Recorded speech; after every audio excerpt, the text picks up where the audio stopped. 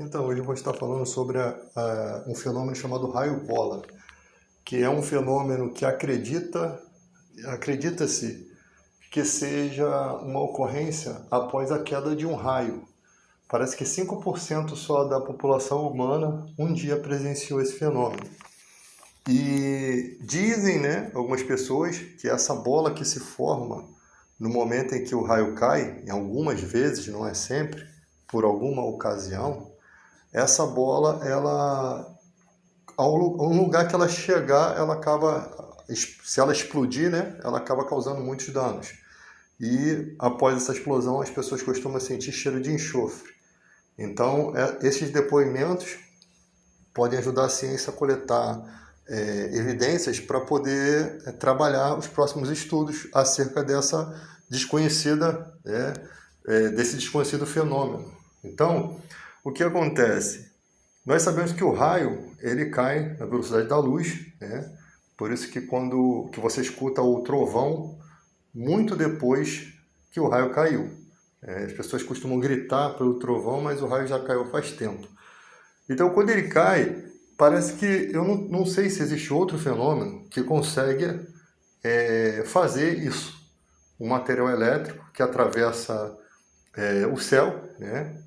Que é no caso o raio, ele atravessa seguindo as partículas, por isso que é importante não ficar debaixo de árvore, porque as partículas negativas, as positivas, podem estar aqui, né, entre o chão, as áreas abertas, estar mais forte e dá a impressão que o raio sai do chão, né? E ali ficar debaixo da árvore vai fazer aquela conexão ali e você acaba morrendo. Então por isso que é importante, tem técnicas para se agachar, né? Ficar o mais próximo do solo possível para que você não sofra ali por causa de raios, né? Em lugares abertos. E você tem ali o atrito das nuvens, né? Causando essas partículas de energia. Então quando o raio vem, ele atravessa uma velocidade que rompe as barreiras, né? Como você vê que quando o avião está em Mach 1, ele rompe a barreira do som uma vez. Parece que a China inventou um avião aí que é o hipersônico, né? A gente tem os supersônicos, tem Mach 3, Mach 5, e você tem o hipersônico, que atravessa, acho que é 16 vezes a velocidade do som, quebra a barreira do som, acho que é 16 vezes. E então, quando o raio vem também na velocidade da luz, ele também é a única coisa que quebra a barreira do som na velocidade da luz. Eu não sei se nessa quebra, nessa movimentação, ainda tem que estudar essa parte, se ele consegue gerar, por alguma evidência, por alguma questão, gerar essa bola de plasma, ou se ele gera algum campo. Essa bola pode estar sendo gerada de forma invisível e a gente não vê. Ali, quando é visível, né, relatam que esse material costuma atravessar paredes, simplesmente sem interferir na sua massa, né? Como, por exemplo, o plasma, né? O plasma é um outro estado da matéria, inclusive o Sol, ele é um estado da matéria diferente. Se você tivesse um equipamento, um avião capaz de suportar a temperatura do Sol, que eu acho que é 18 milhões de graus, sendo que no centro dele é 5.000 graus, né? Se você conseguisse atravessar, você passava direto por entre eles. Por entre ele. E no Sol acontece uma coisa que não é comum na combustão terrestre. Aqui na Terra, a combustão ela necessita de oxigênio. A combustão que ocorre no Sol, as explosões que ocorrem no Sol, em reação nuclear, né, em nível nuclear, ela não exige que tenha oxigênio para se ter luz e calor, que é a forma visível da combustão. Ali você tem a explosão ali de hidrogênio, que é transformado em hélio, e aquela reação ali dentro daquele ambiente do vácuo ali, vai fazendo aquelas explosões gerarem o calor de uma forma diferente que é gerada aqui na Terra, tá? Então, algumas leis da física que a gente tem aqui, elas fazem parte de outras leis da física em outras áreas do sistema solar, fora do sistema solar. Tem outras leis da física regendo aí o mundo afora que a gente não conhece, né? Inclusive nas matérias quânticas, tudo que é a questão da física quântica são coisas microscópicas, né? Na quântica você tem você submete materiais a uma temperatura muito negativa, muito baixa, né? Chamado campo quântico frustrado, né? Para você fazer aquela mistura de elementos que você tem aqui na Terra, materiais, o enxofre, o que você tem, você faz uma mistura de elementos, submete ele a uma temperatura e você descobre outro estado da matéria, como o líquido Bose-Quirál, o líquido Bose-Einstein. Você tem outros estados da matéria que são que o homem já é capaz de produzir dentro do que a gente tem aqui, né? A gente tem aceleradores de partículas, onde choca ali as partículas, as moléculas de átomos, as coisas de átomo. Você tem como fazer experimentos aqui na Terra ainda, né, com uma alta tecnologia, né? Inclusive agora os chips eles não vão ter mais as conexões internas movidas por componentes elétricos. Eles fizeram uma fibra ótica muito pequena e todas essas conexões agora vão ser por meio da luz, né?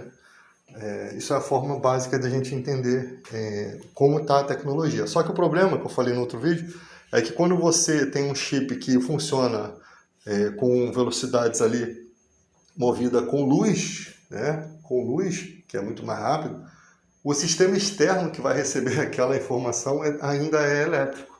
Então também tem que ser pensado as formas externas de transmitir esse material. É como se você tivesse algo extraordinário, mas que ele ficasse bloqueado, como é que eu posso dizer,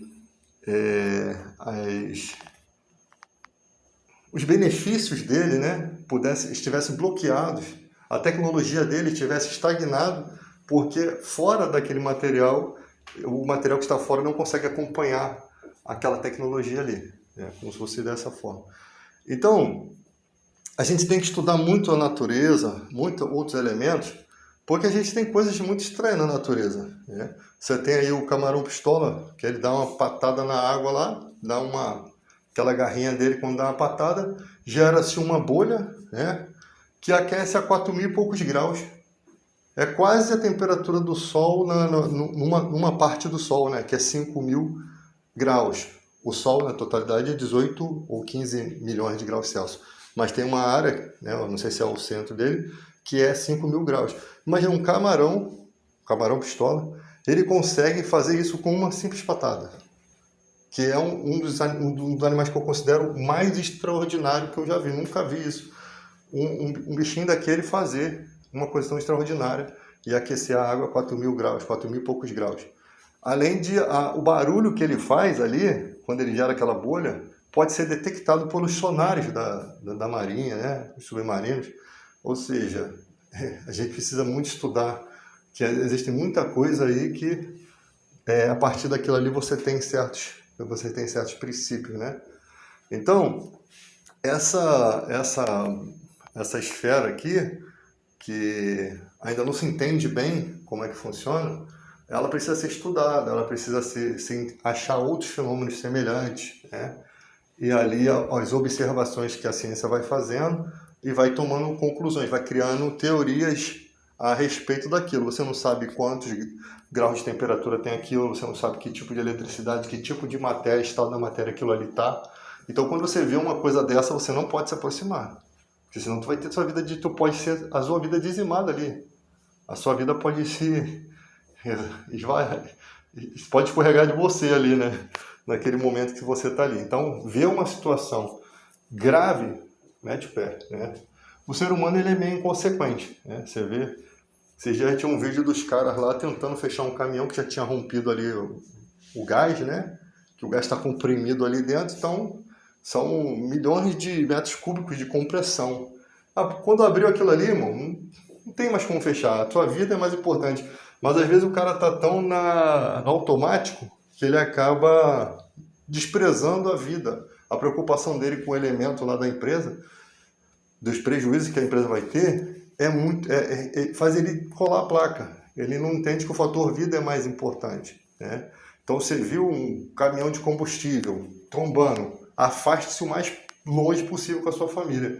Não fique dando de curioso. Não fique dando de curioso não, porque até profissionais podem perder sua vida por distração. Teve um paraquedista que ele filmava, né? Ele se preocupou com todas as questões de câmera, de tudo, e ele saltou sem o paraquedas. Ele só quando ele percebeu que ele foi puxar o paraquedas, não tinha nada para ele puxar. Ele só falou, oh meu Deus, e foi embora. Ou seja, ele se preocupou com todo mundo, com tudo que ele estava fazendo, esqueceu do fundamental, a segurança dele. Então, no trabalho, constantemente acontece isso por cansaço, por repetição, né? Por preocupação em excesso, por não avaliar como está o seu dia, o seu psicológico, né? Você tem que estar sempre, ainda mais a gente aí que é bombeiro civil, né?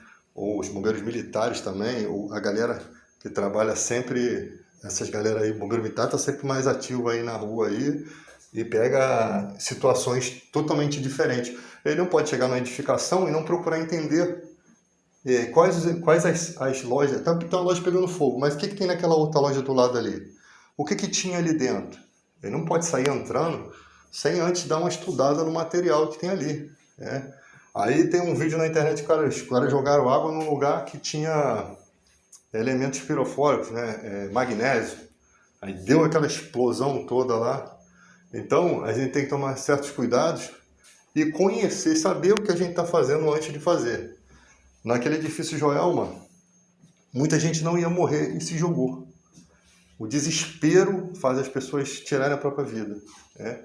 E a imprudência também. Aquela atitude que você toma precipitadamente e que você acha que pode conseguir dar certo e, na verdade, você não está baseado em fatores concretos, né?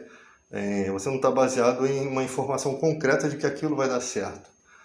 Teve um outro vídeo que o cara, um prédio pegando fogo, o pessoal descendo com a mangueira de incêndio, né? O outro descendo numa corda, e tinha gente que simplesmente estava descendo e desmaiava. A pessoa ficava tão apavorada que desmaiava. Ela já estava conseguindo salvar a vida dela, mas na hora a pessoa teve um desgaste psicológico tão grande, né, que o corpo dela desliga no momento que deveria estar bem ligado, né?